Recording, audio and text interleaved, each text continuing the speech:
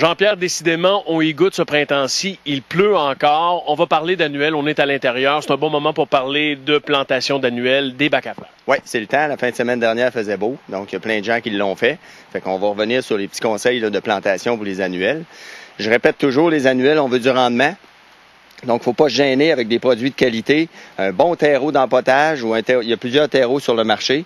Donc, allez-y avec un terreau d'empotage ou un terreau pour jardinière. C'est souvent quelque chose qui a plus de mousse de sphinx dedans.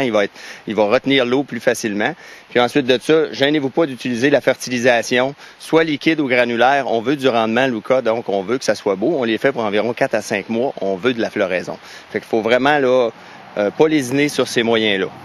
Quand on parle d'empotage, est-ce qu'on doit mettre des roches dans le fond d'un bac à fleurs? Pas nécessaire. Ce qui est plus important, Lucas, c'est de s'assurer d'avoir des trous de drainage. Il faut que le surplus d'eau s'en aille. Si on a des roches dans le fond, puis on n'a pas de trous de drainage, puis il pleut pendant, comme le dernier printemps, pendant une semaine, éventuellement, ça va devenir une piscine, même si on a mis 2 pouces de roche.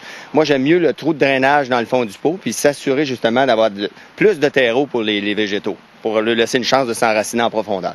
On voit qu'on a différentes espèces de plantes ici. Qu'est-ce qu'on doit faire si on veut faire une belle jardinière, un beau pot? Je te dirais que la tendance est beaucoup vers les jardinières et les arrangements mélangés.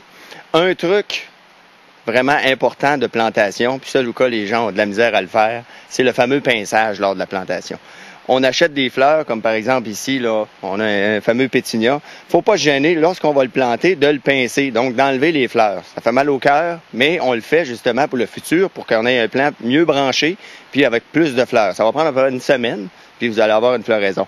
Donc, ce qu'il faut faire, c'est tout simplement le pincer à ce niveau-là, au-dessus d'un bourgeon, puis on n'est pas obligé de l'arracher complètement. On peut juste l'écraser comme ça, puis ça va faire le travail. Il va y avoir une cicatrisation qui va se faire, puis là, ça va... Puis là, après ça, il va y avoir les bourgeons latéraux qui vont prendre le dessus. Donc, ça fonctionne très, très bien. On a différentes variétés. Qu'est-ce que tu nous proposerais de faire aujourd'hui? Bien, aujourd'hui, on va faire un mélange avec les graminées. Hein, Lucas, sont très, très tendance dans très beau aussi. Oui, aussi. Donc, il y a beaucoup de graminées à feuillage rouge. Donc, on va y aller avec un arrangement avec une pièce centrale à feuillage rouge. Puis, on va décorer ça avec un mélange de fleurs alentour. Pour ce qui est de l'espacement, gênez-vous pas en pot encore.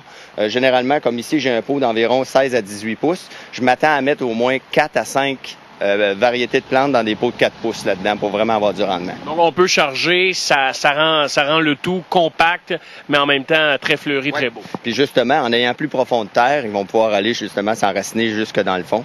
Donc, ça va être très bénéfique pour la potée fleurie comme telle. Là.